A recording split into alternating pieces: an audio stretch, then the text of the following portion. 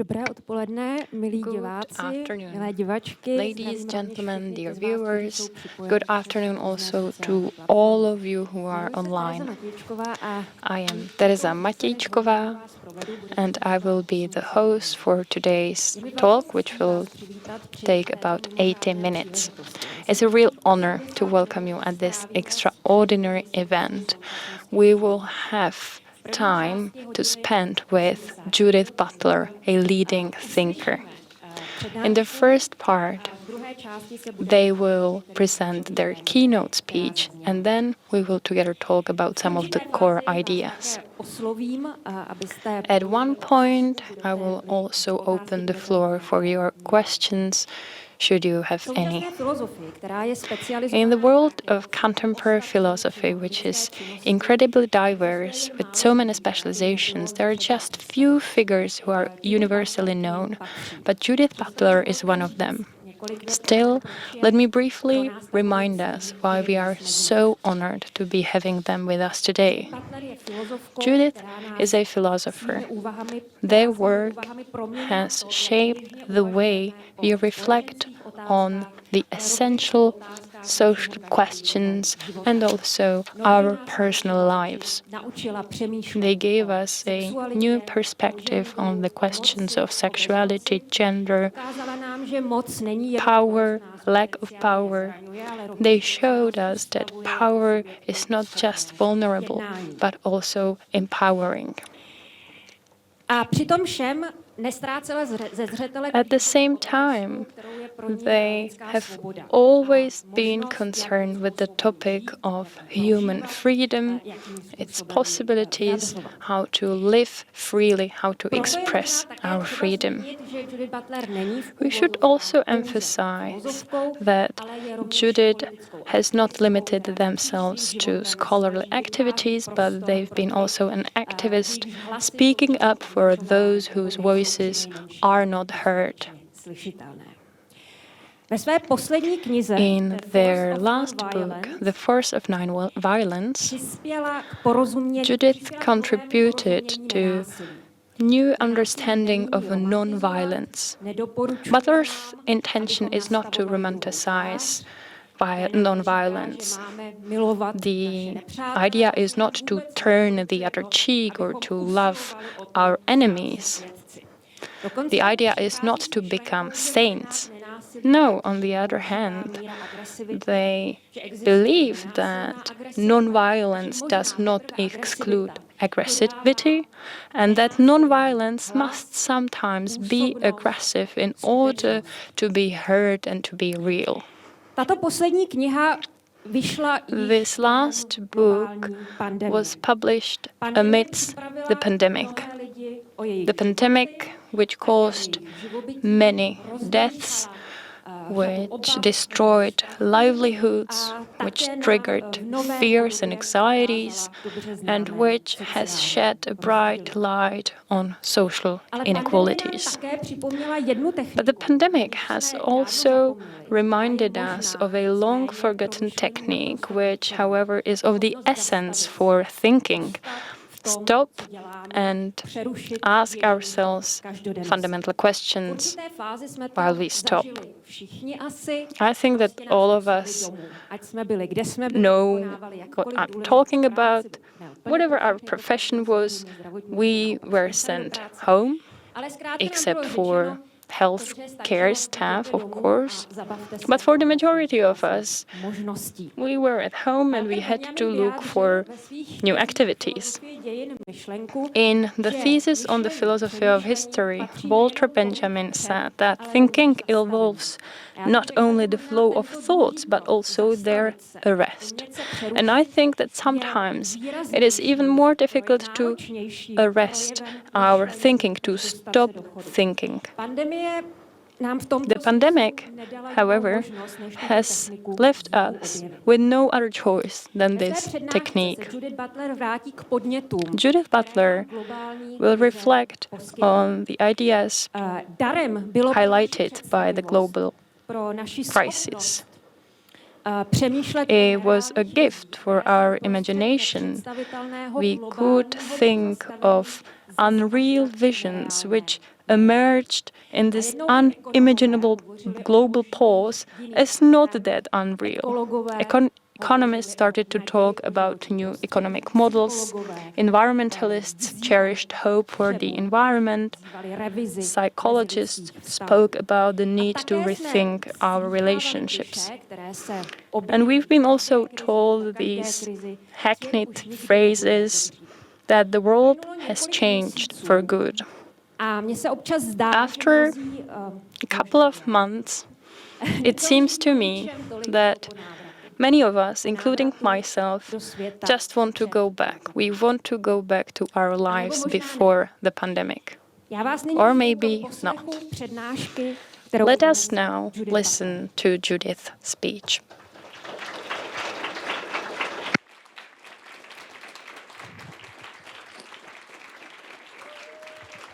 I am most honored to be visiting your festival and to be in conversation with you today.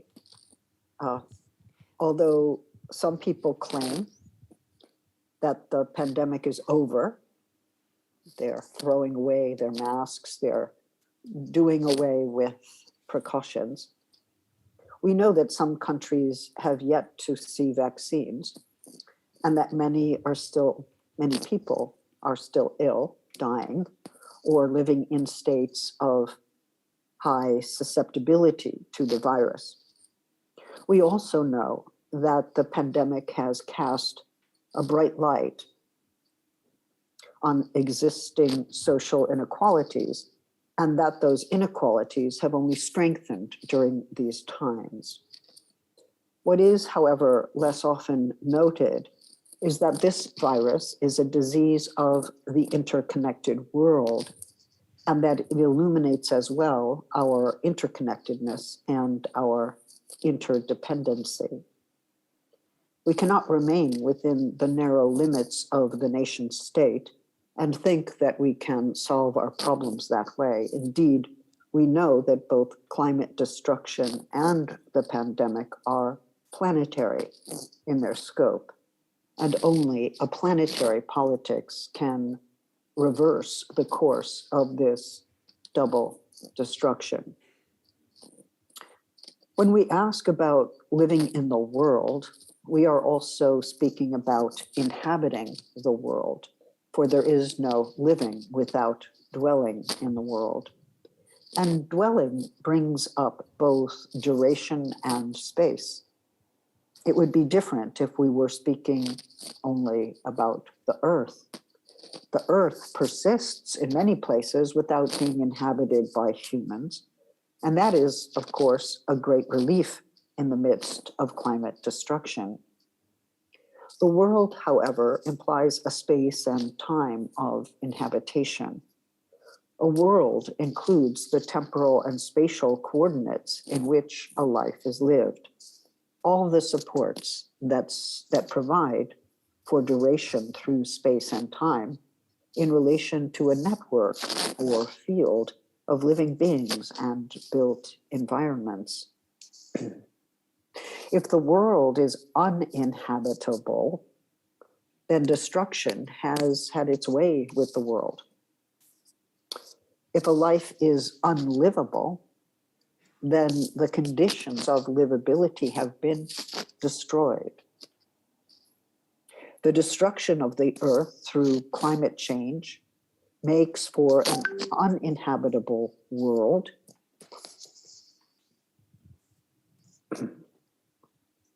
It reminds us of the necessity of limits on the human inhabitation of the environment, the fact that we humans cannot inhabit all of the earth without destroying the earth, and that imposing limits on where and how we live is necessary to preserve the earth, which in turn preserves our lives. Perhaps it sounds simplistic to say, but there are better and worse ways for humans to inhabit the world. And sometimes the earth can only survive and regenerate if limits are set on the reach of human habitation. Humans impose limits on themselves in order to make for a habitable world under conditions of climate change. The world in which one lives includes the earth, well, depends upon the earth, cannot exist without the earth. Moreover, a life proves not to be livable if the world is not inhabitable. So part of what it means to live,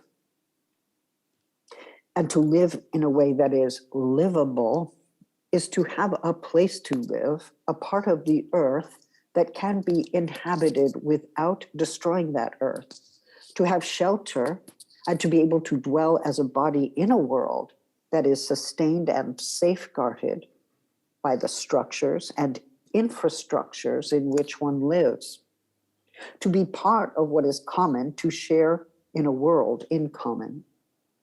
To inhabit a world is part of what makes a life livable. So we cannot fully separate the question of an inhabitable world from a livable life. If we, as human creatures, inhabit the earth without regard for biodiversity, without stopping climate change, without limiting carbon emissions, then we produce for ourselves an uninhabitable world.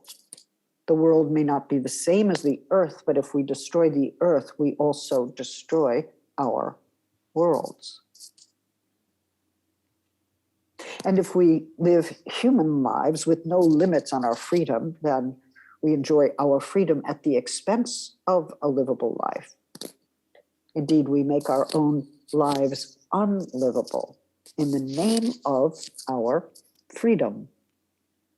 Or rather, we make our world uninhabitable and our lives unlivable too often in the name of a personal liberty that values itself over all other values, and that becomes an instrument by which social bonds and livable worlds are destroyed. Personal liberty, then, in some of its variations, must be seen as world-destroying power. Of course, I'm not against personal liberty, but the destructive form seems to me to be less about the person or the individual than about a national sense of belonging and even a market sense of profit and gain. There is another form of freedom that is sidelined by this one, and it emerges in the midst of social life, a life that seeks a common world, a life that is free to seek a common world. I think we have seen during the pandemic that precarity and poverty have become intensified, and yet many are hopeful about redefining both sociality and solidarity during this time, renewing demands for networks of care and interdependency that extend globally. The boundaries of the body, presumed by most forms of individualism, have been called into question as the invariable porosity of the body, its openings, its mucosal linings, its windpipes, all become salient in matters of life and death. How then do we rethink bodily relations of interdependency, intertwinement, and porosity during these times? Or rather, how do these times and this world, already shifting in intensity, offer a chance to reflect upon interdependency, intertwinement, and porosity? Further, do these very concepts give us a new way to understand social equality and inequality? My wager is that the vexed and overlapping senses of sociality and livability can revise some of our key political concepts, including freedom and equality. There is no way that the questioner is not implicated in the question. The question opens up a thought, perhaps beyond the settled horizons of both academic inquiry and ordinary experience. I believe it is imperative to situate the global reach of the pandemic in the midst of climate change, for both foreground a sense of global interdependency as a life or death matter. Whatever sense of world we bring to this discussion is at least partially inflected by this question of continuing environmental destruction. That means we are living in a pandemic in the midst of environmental racism and within its terms, exemplified by unsafe water in our poor regions and increasing numbers of evictions for many with uncertain income. The relation to air, water, shelter, and food, already compromised under the conditions of climate change and unbridled capitalism, are even more acutely registered under the conditions of a pandemic. These are, of course, two different conditions, but they become linked together and intensified in the present. Those structures did not disappear, they intensified. On the one hand, the scaling back of travel and economic activity allowed the sea and air to recover from protracted contamination by environmental toxins. On the other hand, we only glimpsed what environmental renewal or repair might be before production ramped up again. Still, the pandemic has illuminated how the natural world could regenerate if production were cut back, if travel were curtailed, and carbon emissions and carbon footprints diminished or eradicated.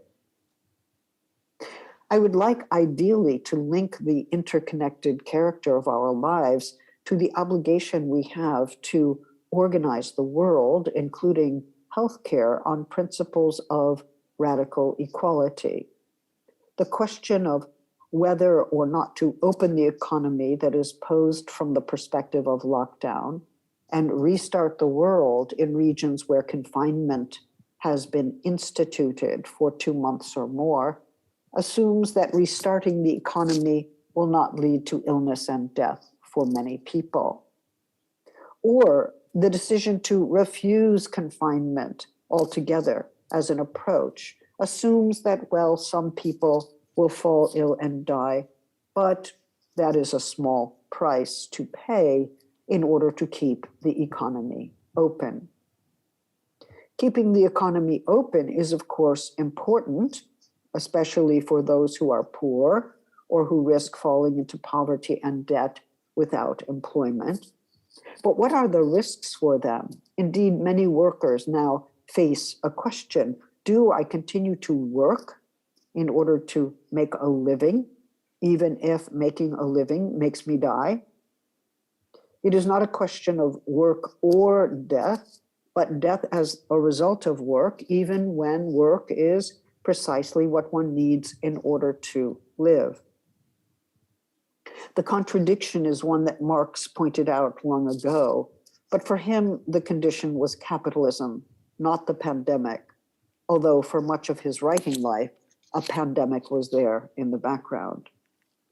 Under capitalism, the worker works in order to secure a wage that allows the worker and the worker's dependents to secure subsistence. And yet, by working under conditions that do not protect the health of the worker risks their life. And by working hours that wear down the body, the worker suffers injury and illness and becomes decapacitated as a worker. In other words, by working under such conditions, the worker ceases to be able to work and can no longer provide subsistence for themselves and their family or dependents. And that means that by working, the worker comes ever closer to death or dies, rather than secure the conditions for a livable life.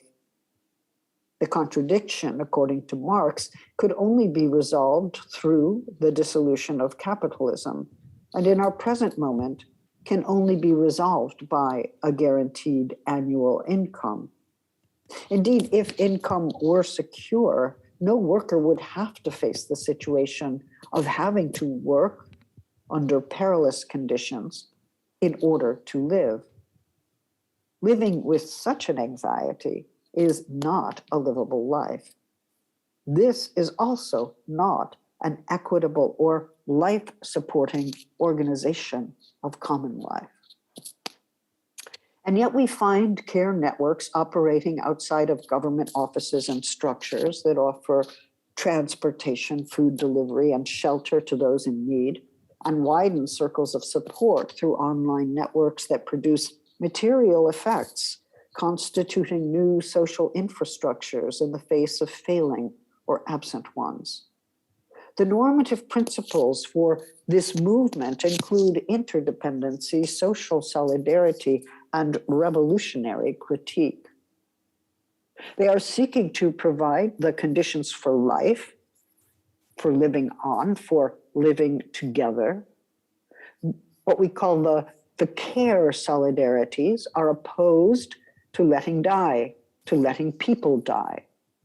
And in the case of both Black Lives Matter and Ni Una Menos, the opposition to killing is linked with a broader critique of inequality and exploitation. And let us remember that Black Lives Matter and Ni Una Menos, the Latin American feminist movement against violence against women and trans people and LGBTQIA people, these have intensified under pandemic conditions. I would simply add that once we recognize the unequal distribution of the grievability of lives, our debates about equality and violence will be transformed, and the link between the two domains more firmly understood.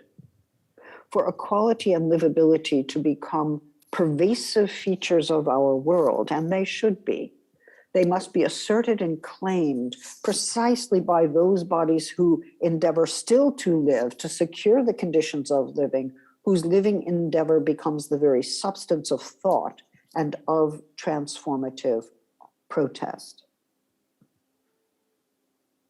At least in the autumn of 2021 in the Northern Hemisphere, as the Delta variant escalates and the pandemic takes a new turn, it is clear that the celebrations that proclaimed the pandemic to be over were more hopeful and manic than realistic. In Chad and Tanzania, the pandemic was never over, and very few vaccines have yet to be received. Hence, it is ever more important to understand how global inequalities, mired in racism, establish the positions from which the history of the pandemic can be told. In several countries, the media reports increasing levels of anger among the population who consider it to be their right to be done with the pandemic and to return to lives shaped by their personal liberty. I think the UK, the United Kingdom, is perhaps the most obvious of such places right now. The COVID rates are skyrocketing. The people are without masks. They are asserting their personal liberty, and they are acting as if the pandemic is over and they owe each other nothing. This form of liberty is expressed as righteous entitlement, the right to throw off the state and its health mandates, the right to get sick and to make others sick, the right to spread death if that is one's wish. The rage is the voice of a narrow and destructive version of personal liberty, one that abandons a common or shared life, the ideals of collective freedom and the care for the earth, for living creatures, including human ones. The rage maybe the last gasps of a version of personal liberty that understood personhood to be bound by the skin, discrete and separate.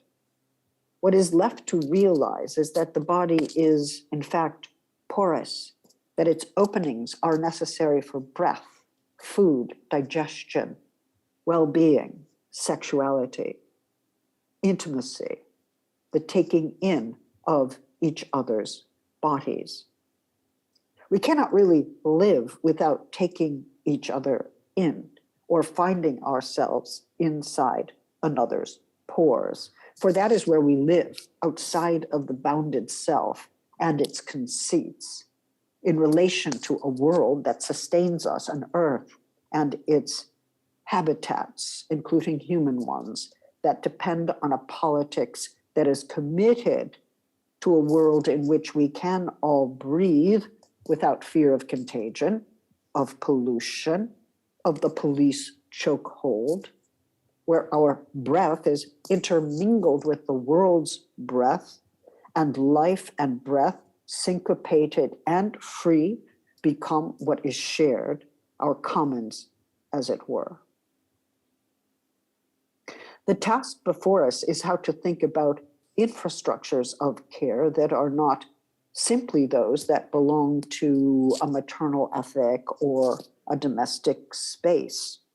Indeed, our task is to de-domesticate care, make it into a global value, one that informs a global movement to stop climate destruction, environmental racism, violence, and discrimination against all minorities, and the guarantee of healthcare, shelter, food, and enfranchisement to all those who are living or dying in the peripheries of this world.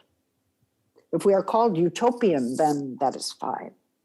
That means that we believe that the terms of reality, its coordinates and limits, are not firmly set in stone, that our collective efforts can imagine and realize new conditions for living in an inhabitable and sustainable world.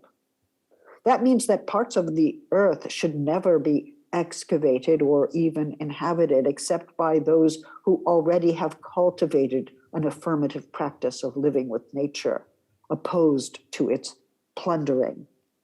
The structures of capitalism would then cease to distort our thinking, and we might understand that we are, yes, in each other's hands, interdependent, connected with life worlds and life processes that exceed and sustain us, and which we must now safeguard against our own destructiveness. Děkuji vám mnohokrát, Judith. Myslím si, že jste pozoruhodným způsobem propojila You made some extraordinary connections between the major axes of your philosophy and the pandemic and the crisis. Now, I have some following questions about the term of freedom, because it's a key notion that you use in your keynote speech, but it's also a key notion amidst this crisis. You talked about people defending a destructive form of freedom, not abiding by the rules and not restraining themselves. You seem to suggest that freedom can be reflected upon with connection to solidarity. Freedom as an important dimension of solidarity. In the history of philosophy, there were similar attempts.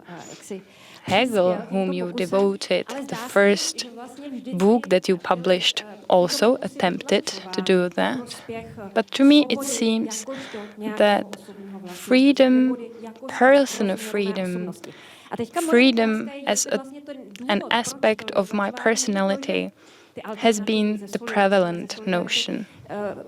So my question is, why is it so? Why do we connect freedom with personal ownership? Is it because it is very intuitive for us Because for me, solidarity is quite difficult. I can show solidarity, but that would hurt, right? Because to show solidarity, I have to restrain myself. I like it, but for me, to show solidarity, it is not to show my personal freedom. What do you think about this?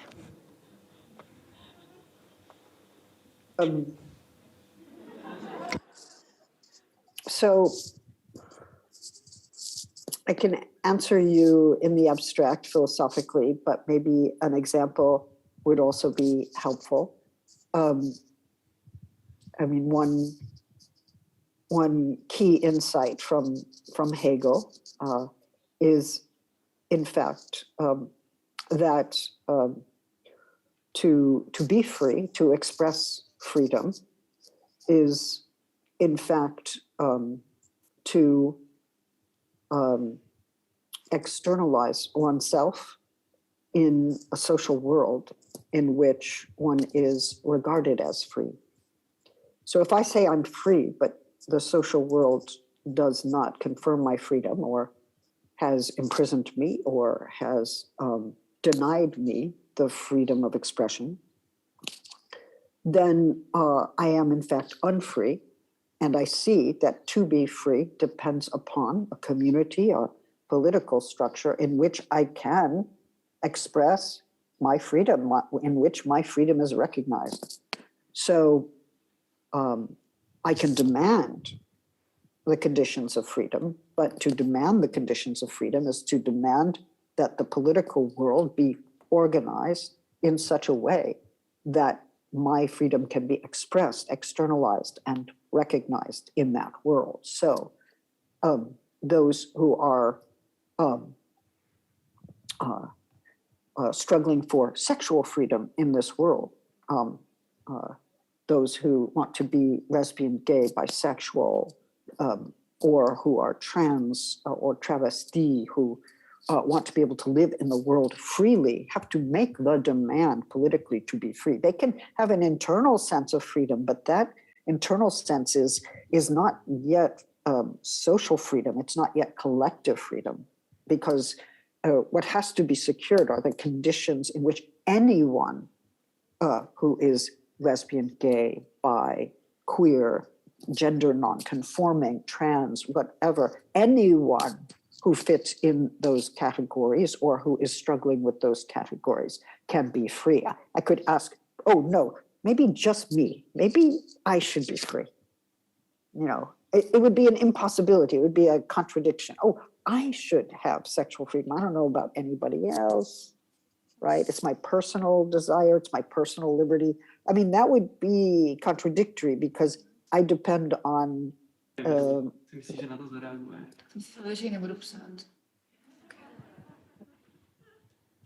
that was somehow that was interrupted. Snad v pořádku, také jsme to slyšeli, pokračujte. Ale možná Yes, we are very sorry. Continue, or I will jump in and ask you one more question. Thank you, Judith. Thank you very much. You also talk about common freedom, collective freedom, which is a social structure rather than a personal characteristic. In your speech, you gave a great example with the pandemic. You said that the lack of solidarity killed. The pandemic has shown how our bodies and freedoms are interconnected. A my jsme vlastně ze začátku té pandemie jsme měli At the beginning of the pandemic, we show one kind of solidarity because I believe that there were several kinds or several types of solidarity. One type was of people sewing masks for free and distributing them to the homeless. That's a very, very generous act, and that's the automatic understanding of solidarity, and that kind of solidarity also offered freedom to the homeless, for example, to live in the society. But then there was another type of solidarity, an interesting one. We were told that to show solidarity means to close ourselves at home, not to visit anybody, not to visit our loved ones in hospitals, close at homes the elderly too, even though it was difficult for some because they were alone. We read about the stories of the lonely old people dying alone. And to me, it seems that during the pandemic, this was a new form of solidarity as social distancing. We heard voices, critical voices, saying that in the name of solidarity, we renounced certain human values which should not be renounced. And some also said that the cost, that the price we paid for this kind of solidarity was too high. And maybe we learned this new, potentially painful and harmful solidarity. What's your take on it? There is this obvious tension between showing solidarity and at the same time cutting social connections and behave in an individualistic manner. I think that the struggle has been to find ways to stay interconnected even when physical presence is not possible. And, you know, in a way, if we think about public assemblies that have been enormously important in the last few years, or maybe even the last decade, they have all depended upon virtual connections and virtual networks. If we think about prison solidarity movements, especially solidarity movements among people in solitary confinement, they are not able to be physically proximate with one another, but they were able to connect through advocates and networks that made use of the internet and virtual connections in order to produce solidarity.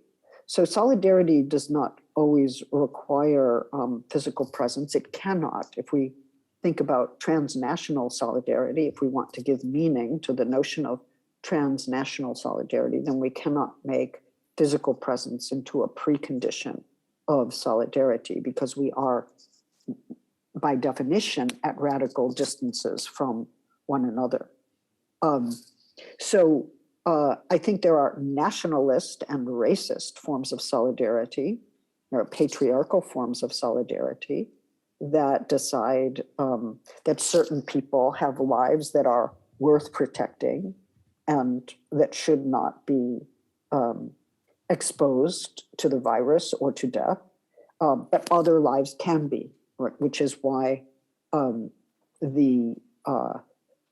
shutting of the borders of Europe, the shutting of the southern border in the United States, both have produced unlivable situations for migrants who are seeking asylum, refugee status, shelter, housing, healthcare.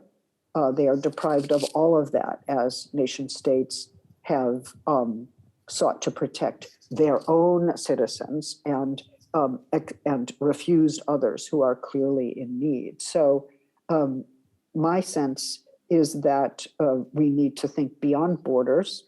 And when I talk about a transnational solidarity, I'm also talking about opening borders, especially to those who are most vulnerable and most precarious. As we know, the exclusion of migrants and the letting die of people in the Mediterranean, for instance, which the European Union has done, it may not have shot those people, it may not have turned the boats over, but it let them die because it refused intervention and it refused admission.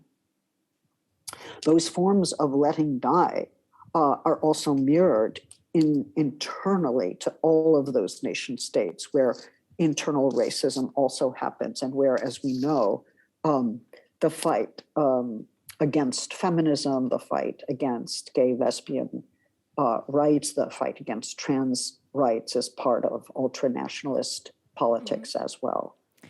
Tak my jsme viděli vlastně v začátku té pandemie, že se státy... At the beginning of the pandemic, we saw that many countries started closing the borders, and you spoke of a global challenge.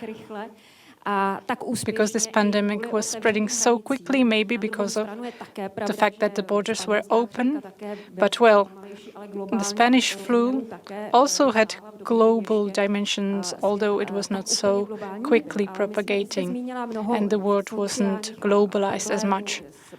You mentioned social issues, the question of migrants, and maybe we will get to that later. But maybe I would like to remain discussing the topic of the pandemic and a topic that touches upon the socio-economic situation, which is traveling. You mentioned the need to limit traveling, and I think this is an important topic because traveling in today's globalized world seems as an axis. It represents something that we think is completely linked to our consumer lifestyle. And I think it was 4 years ago that in Germany, you only needed to spend 2,000 euros for a travel around the world, which I think is really ridiculous. So, of course, we could complain about this aspect of today's system, but still, consumerism and this lifestyle we lead, that is consumerist, is at the same time making it possible for us to earn a living. You yourself mentioned that the economy needed to remain open because of the most vulnerable, and also this consumerist way of living provides living for some. It's not only this ugly consumerism, but I want to say that maybe in this context, we could also discuss violence as you discuss it. You say that violence is when a person faces forces that constitute themselves, and maybe does the Western society now need to learn violence in order to be able to exist as it has been existing to this day?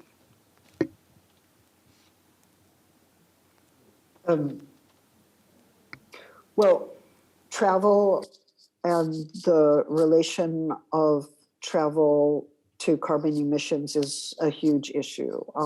And we could say that we all need to limit our consumer desires to travel, and that would then put a moral obligation on each of us as individuals to travel less.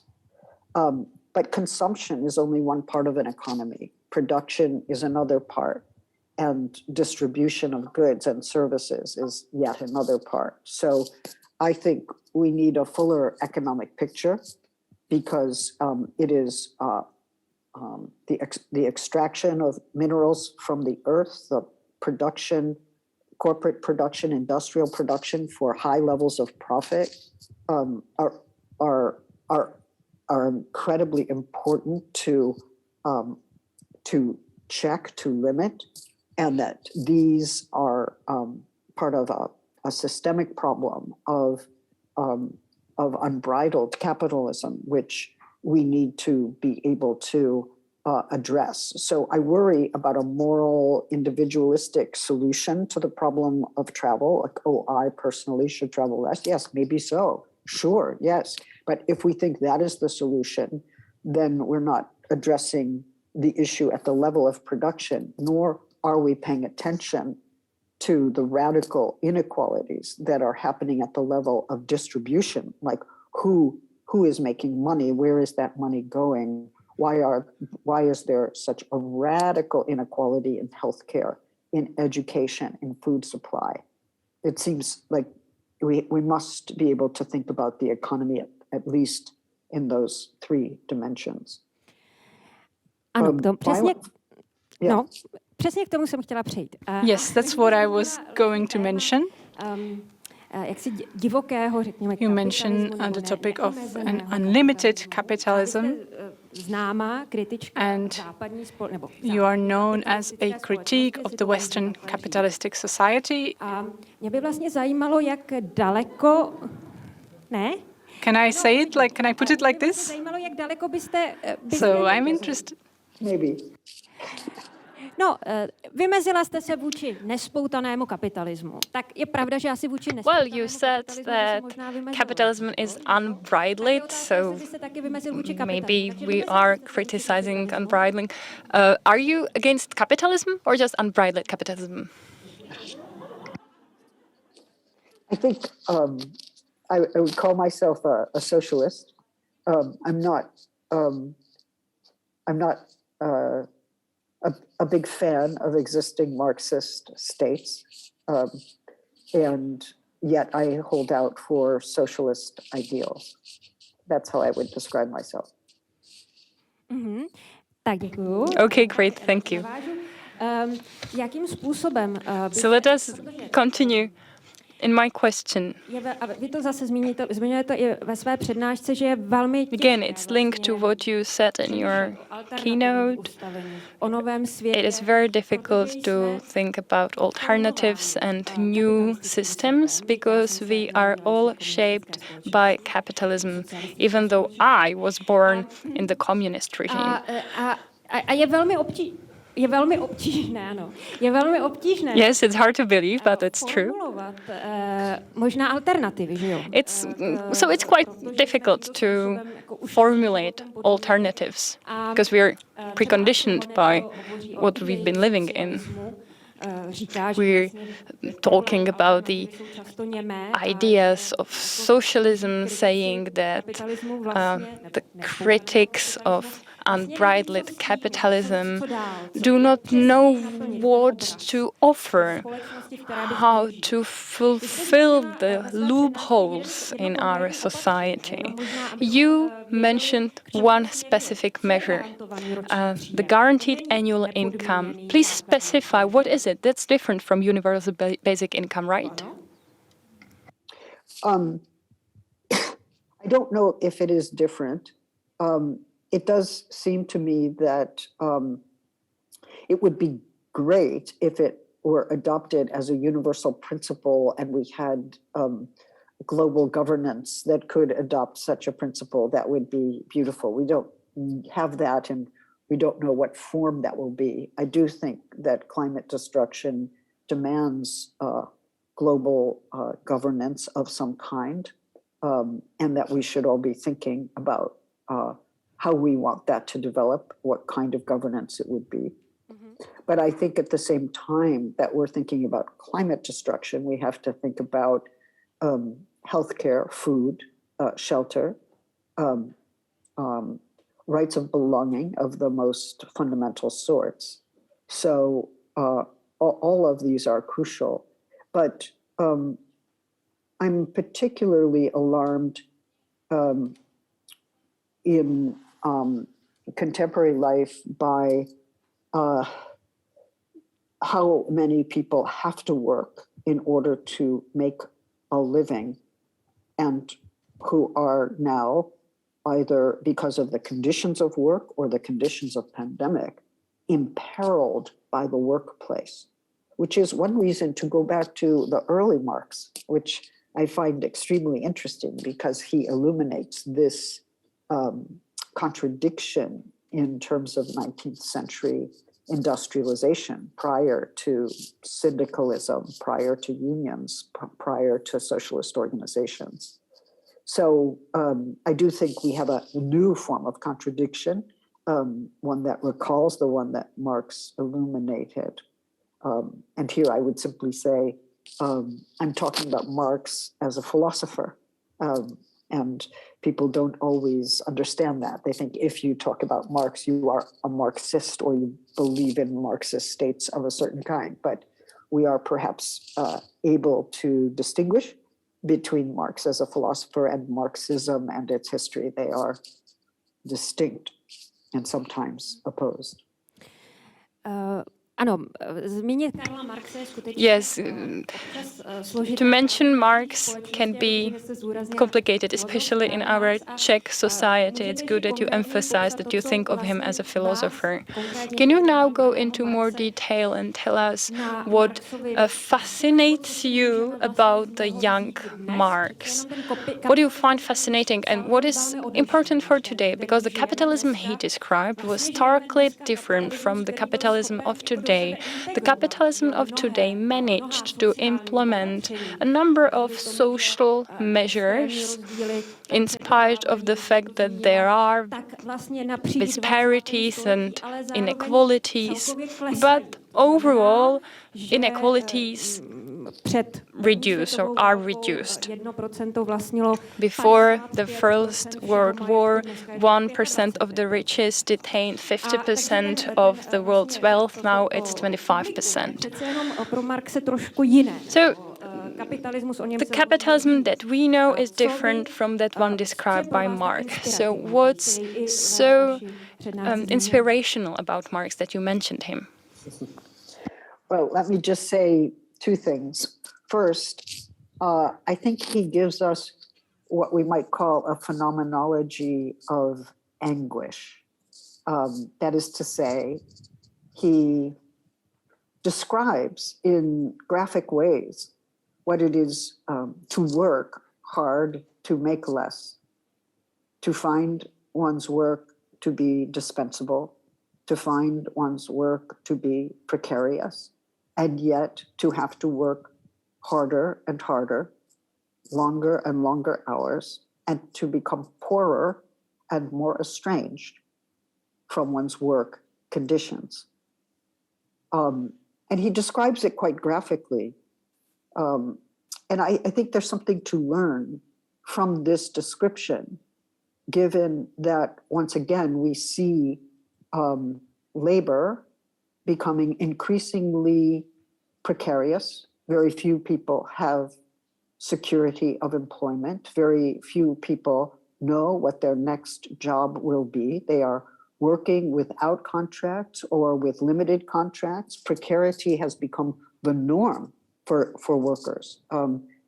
Unions have been, at least where I live, unions have been weakened, and neoliberal governance and economics has made labor increasingly dispensable. So Marx gives us a description of how that feels, what it means to live under conditions such as these. But also the early Marx has been criticized as anthropocentric, as putting the human at the center of the world. But if you look closely at the early manuscripts, and I don't know if the full early manuscripts are available in Czech, I have to read them in German because they're not fully available in English. To se nebojte, Marx je celý přístup. Well, of course, it's available in Czech, his full work that was well taken care of by our previous generations. Yes, except that the Marxist governments, especially the Russian governments, have censored the early manuscripts. So many people have a truncated and false version of the early manuscripts. But if you look closely, he's saying that to live a fully human life, one has to live in nature, with objects, and with others. And he actually offers an alternative to capitalist ideals of individualism, and offers as well a sense of sociality and solidarity that might be useful to us today. Tak myslím si, že se vám podařila skvělá věc, že jste think nově You interpretovala managed Marxe to jako offer a new fenomenologa sociální interpretation úzkosti. of To není vůbec špatný Marx výmysl. as a A phenomenologist já, abych byla of solidární anguish. tady i s publikem So I'm a impressed, neptala and se now I would stále, like to give the sama, floor vám v to tuto our chvíli dám audience. první ze dvou možností. So it is the Abyste se opportunity for you také to ask your zeptali questions if you feel like it. našeho vzácného hosta. Don't hesitate and raise your hand. Vidím, prosím, I see one of them. Dobrý den. Good evening. Já nevím, jestli můžu se zeptat anglicky. Nebo mohu Can I speak directly in English? Mluvte prosím radši česky. česky. Okay, dobře. Tak nejprve bych chtěla poděkovat. So first of all, I would like to knihu thank you Bodies That Matter, for která mě tak- your book Bodies That Matter, which actually saved my life. Jinak moje otázka je o něčem And úplně then jiném. my question Je o touches on akademii. something completely different, Jsme dnes on the academia. že jako v rámci našeho Here života, jako snažíme we mentioned that vymyslet nějaké as part of our effort, we try to come up with alternatives, jak to dělat jinak. think about how we can do things differently, and part of this thinking is taking part within the academia. So No a přitom akademie prostě zůstává at the same time, academia is nějak jako ovládnuto vlastními an environment which has a hierarchy and which isn't close to radical equality as you have it, jaký představujete asi vy a Jacques Rancière. and Jacques Rancière. Jestli v současné době So máte nějaké today, do you think there are shifts, v rámci toho, changes that are happening within the academic life, jako dobré? shifts that you see as positive? Děkujeme za tuto otázku. Thanks a lot for this question. Takže akademický svět, který So, je vlastně academia, velmi konzervativní a zároveň which is má conservative, přinášet but architekturu which nového světa. should come up with an architecture for a new world. Tak, prosím. How does this go in common? Go together.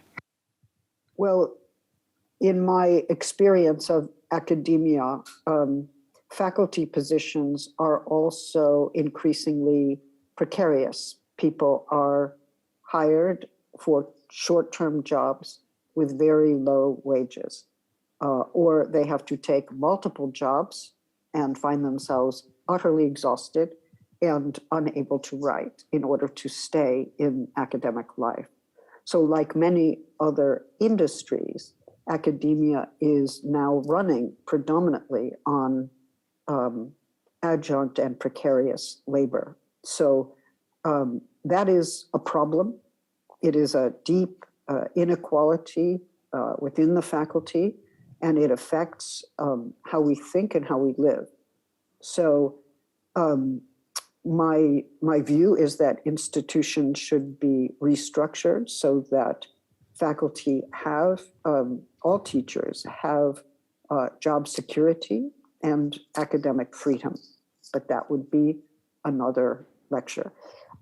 I would also add to that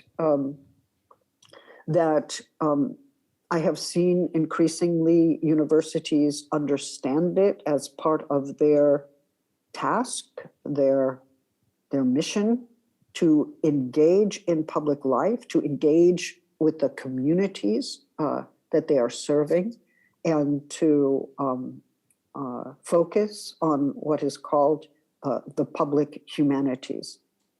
This is a field that I think is very important because it connects universities to community projects, to social movements, and to public transformation, the transformation of the public sphere.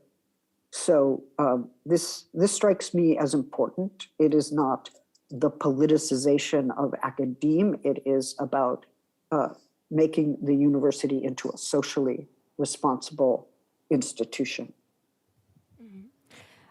Moc děkujeme, abych možná na to navázala. Thanks a lot. Maybe I would like to add something. I said that you are a philosopher, but also a political activist. Do you agree with this term, with this description? I think you would agree that you are a philosopher, but are you also an activist?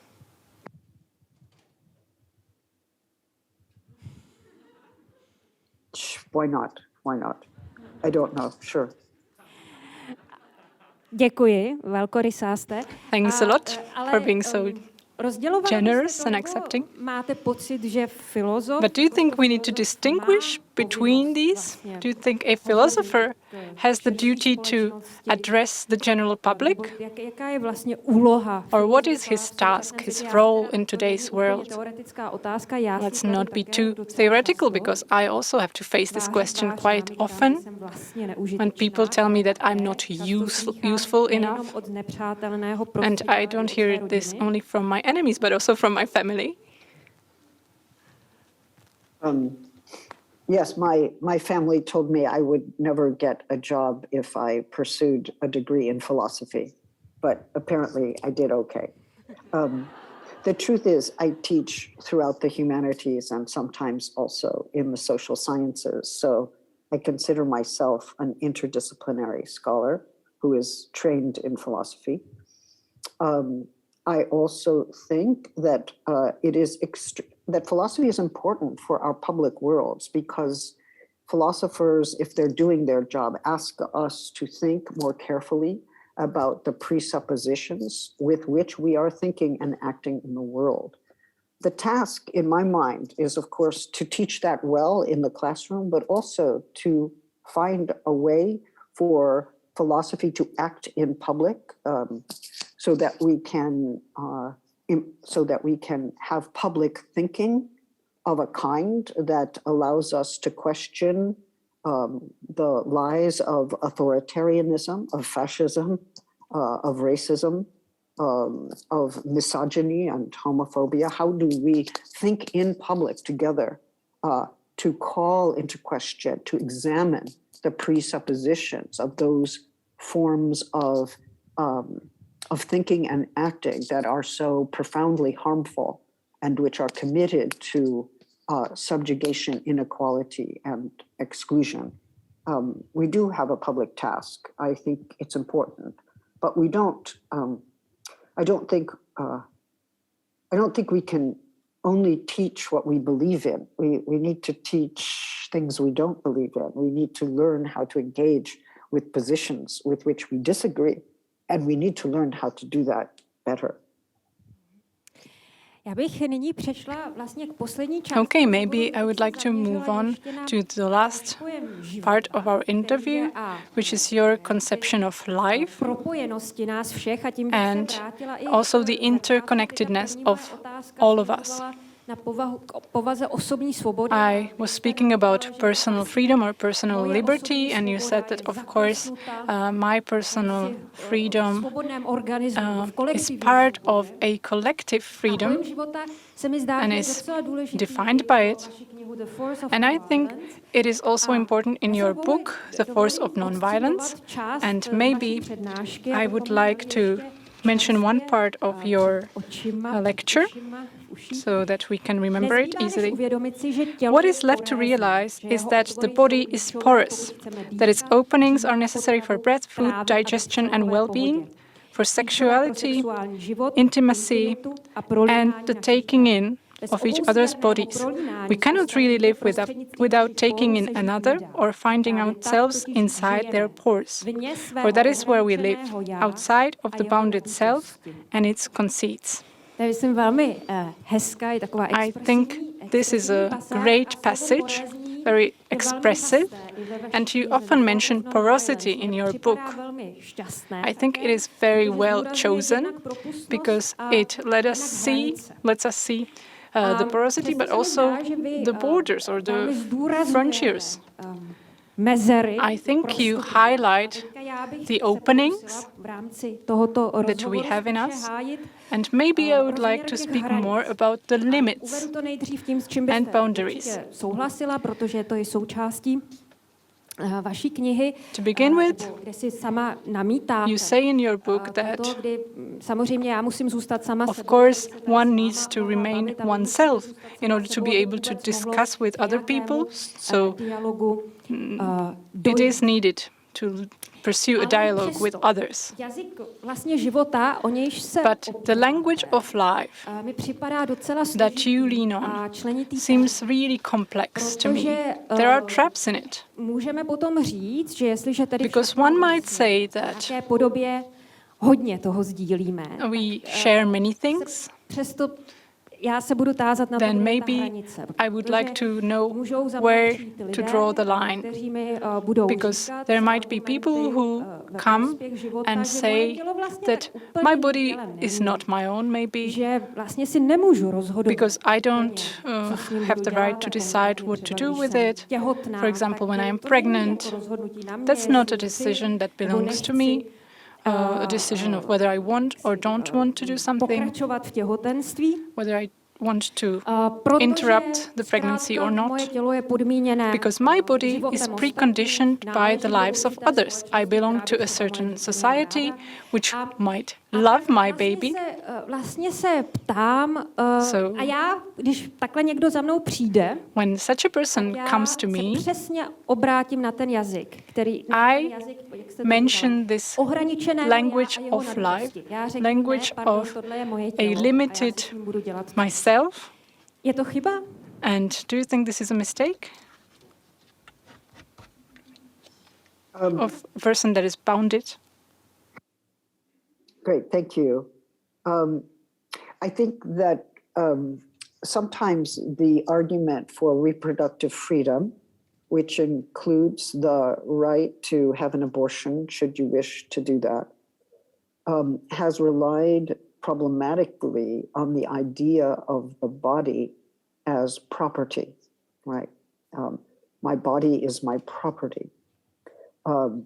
And many feminists have, especially throughout Latin America, but many feminists have said, no, we should not use the concept of body as property, because that is to accept a classically liberal idea of the person as a property owner who has property in the land or property in oneself, and who then has the right as property owner to decide what to do with that body.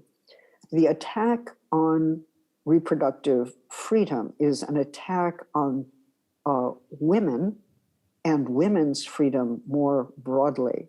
And the response to it should be a defense of reproductive freedom as freedom, not as property. And it is the freedom to live a livable life.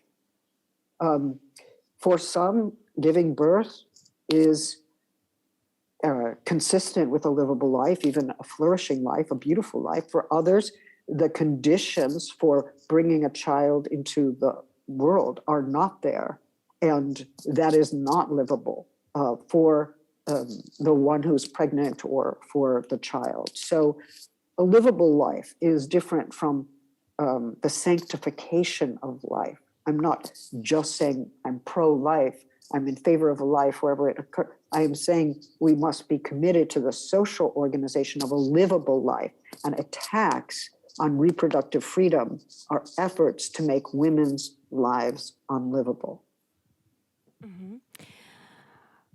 Moc děkuju, a kdybych ale stejně ještě pokračovala. Okay, thank you very much. But let us pursue this argument Jazyk ohraničeného and let us pursue my defense of your term of bundled self and conceits, which I really love.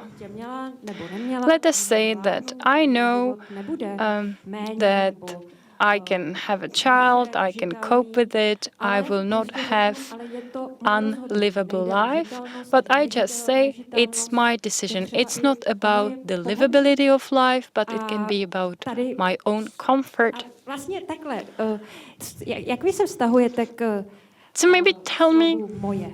what's your take on the word my? Well, it's like the argument I was making about my personal freedom to pursue my sexual life as I wish, right? Which is, by the way, the same or related to the right to reproductive freedom. If you are heterosexual and a child, a woman who can bear a child, who has that capacity, then you might say, I want to have freedom of sexuality. I don't want, and I want to have contraception, and I want access to abortions, and that's part of my sexual freedom. If you say, well, I just want it for myself, thank you very much. I don't really care what happens to other women. I just want it for myself. I mean, me as an individual. You're actually not making sense, because the reason you don't have that freedom, if you don't have it, is because you belong to a class of women who are being deprived of that collectively. So the my body, my choice, my sexuality, it seems extremely personal, extremely individual. At the same time, it is social and political, and we cannot disarticulate the two. To say my body means I think other women should also be able to say my body, at which point we're talking about our bodies, right? We are already in a collective situation. And if we don't think that our utterance is repeatable by others, then we are contradicting ourselves or not seeing what the true conditions of our subordination are. Děkuji. Já bych vlastně tímto i tématem rození dětí a Thank you. se ještě dostala k This topic of pregnancies brings me to another topic that you mentioned in your speech, and that's the topic of care. You say that care should be de-domesticated, myšlen z hlediska rodiny. and that it shouldn't be considered just within families. So why are you against families? I don't want to confront you, but just why do you offer this argument? Why is it necessary to liberate care and the language of care from the domestic milieu? Well, first of all, the domestic milieu, the domestic zone, may involve families. It may involve other kinds of households that are not families. It may also involve shelters or any number of community housing arrangements that are or are not organized by a nuclear heteronormative family or even a gay family. I mean, the family is one form of kinship. The family is one site of care. If we say, oh, it's a pandemic, everyone should go back and live with their families, we are saying, oh, queer kids and trans kids should live with their families, even if those are uncaring environments, right? There's domestic abuse. There's the abuse of women inside marriages, right? They need systems of care that can receive them precisely when the domestic scene is a violent one. So we should not assume that the heteronormative family is always the site of care. We need social services, we need community structures, and we need forms of kinship that can include traditional families. I have nothing against them. It can include traditional families, but we should never use the traditional heteronormative family as the only model of care. That is to erase a whole world of care that shows us new possibilities that are especially important for those who live outside those arrangements. Tak, dostali jsme se vlastně od první otázky osobní svobody. Very good. We moved from the first question of personal freedom via Marx to the de-domestication of care. I will ask you one last question, but before doing that, I will reopen the floor for you, and you can ask questions yourself. So use the opportunity and ask her any question, also about gender if you want.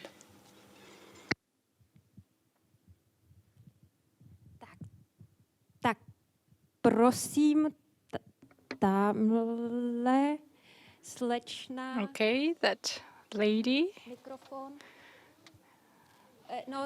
We need a microphone. Tak vy, přesně tak, vy, která... Yes, you who are raising your hand. Dobrý den, já chci taky... Good evening. First of all, I would also like to thank you. Pak jsem se chtěla zeptat, já se často jak v akademii, tak And nějakým aktivistickým... within the academia or the activistic circles, ať už vlastně jakoby myšlení nebo nějaký... I come across the concept that activism or the struggle for change ten daný aktivista nebo myslený... should happen from the position taken by the activist. So I, as a woman, should fight for women's rights, not for the rights of groups to which I don't belong. Já s tím nějakým způsobem nesouhlasím. I don't agree with this, Hodně problematik. and I think it is problematic. Jakým způsobem Maybe it is topical too. myslíte vy So I want to ask you, nějakých svých třeba do you think that a person privilegovaných socioekonomických that is privileged in the social economic terms, how can they approach the topics of other unprivileged groups? How to promote this struggle, this change of thinking about them or their thinking nějakou jejich without taking their individualities, jejich pozici se vymezit. without depriving them of the possibility to define themselves? I also think about this in the context of Marx's false conscience. And also, I don't want us to be too elitist, to fight for others and think that they aren't able to fight for themselves. So how can we tackle this? Moc děkuju. Tak možná se ta otázka dá Thank you. shrnout, jak podporovat, abychom Maybe the question is vlastně nebrali how lidem to přesvědčení, že mají nadále not kontrolu nad deprive svými people of their životy, own což je, myslím, docela consciousness, of their beliefs, důležité and téma at pro the vás. same time support them. Well, thank you so much for your question. I think it is a very important question. It would be, in my mind, a very sad world if we only fought for our own identity or our own communities and no other communities. So I think that the question you raise is important, because if we fight for other communities, if we seek to advocate, say, for migrants, or we seek to advocate for minorities, we have to do that in collaboration with them. In other words, we need to make alliances so that we can learn what we are saying, what the communities at issue want for themselves, what role they want an advocate to take. In other words, we must learn from those for whom we advocate. We should, as you suggest, avoid the paternalistic model where we know what is best for others, they don't know what is best for them. This is not okay. That is an anti-democratic and anti-coalitional strategy. Coalitions involve hard conversations, and if I am to advocate for people, I must learn their situation. I must listen. I must have my own presuppositions changed by what they say, and also let them ask me for what they need. I think that is to be responsive. It is also, I think, to be responsible. Odpovědnost a zodpovídat Responsibility a poslouchat vlastně i and responding druhého, and to je listening to důležité, others. That is very important. důležité heslo nejenom vaší práce, ale vlastně It could be a motto of your work, but also of philosophy as a whole. Philosophy started with dialogues. We are pursuing a dialogue today. Zároveň ve 20. století And dialog byl in the také 20th century, silné filozofické dialogue téma, was aby byl also an important protivahou philosophical proti topic, velmi monologickému as světu. opposed to a monologist world A s tím that was souvisí menacing právě us. poslední otázka. So that's why I have this last question. Spolu s dialogem vlastně do popředí Together with pronikla the i dialogue, postava druhého. there is another thing that is being devoted more and more attention, that is the figure of the other. which is seen differently by different people. Sartre says that the other people are hell. Levinas says that the other is a teacher who constitutes me. For the Frankfurt School, the other, and for Marx, the other is a person with whom I collaborate and co-create and realize myself. So, who do you think the other is?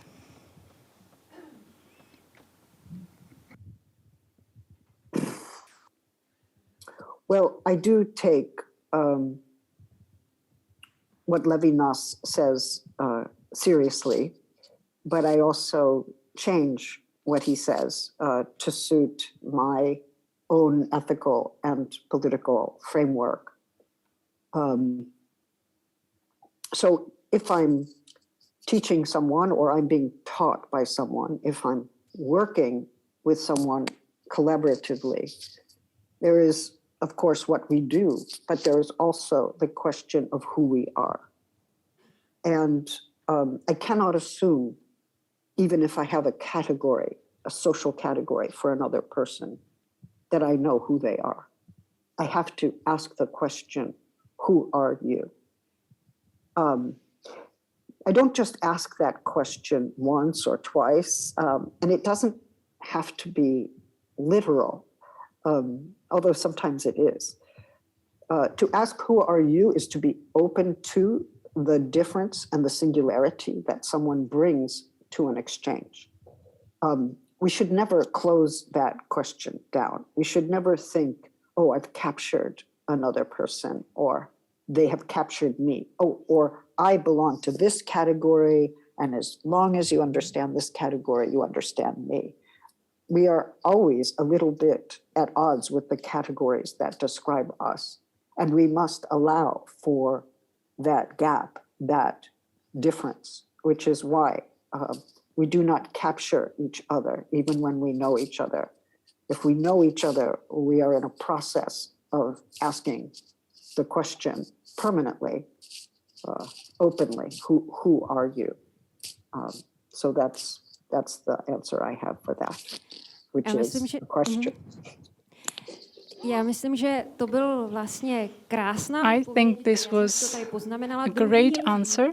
Komu nepřestáváme klást otázku, kým The other is a person to whom we always ask the question, who are you? That's an amazing definition and an amazing end to our debate. Thank you so much for being with us today. It was a great, great honor for me and spending this evening with you, and I think I am also speaking on behalf of our audience. It was really extraordinary. Thanks a lot. Well, thank you. Thank you all. Thank you all.